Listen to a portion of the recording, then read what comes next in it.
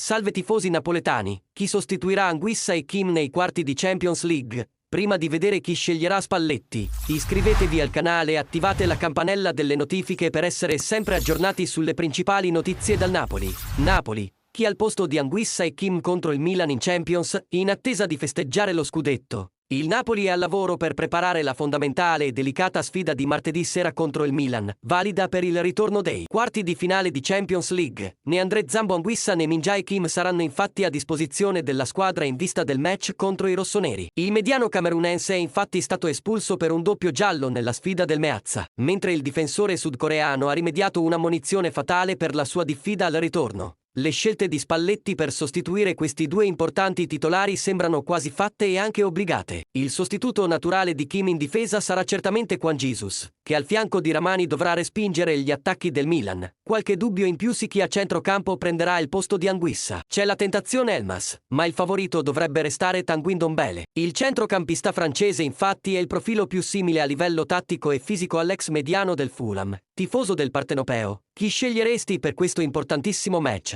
Lasciate nei commenti quale giocatore scegliereste e iscrivetevi anche al canale per essere informati sulle principali novità del club più grande d'Italia. Forza Napoli sempre!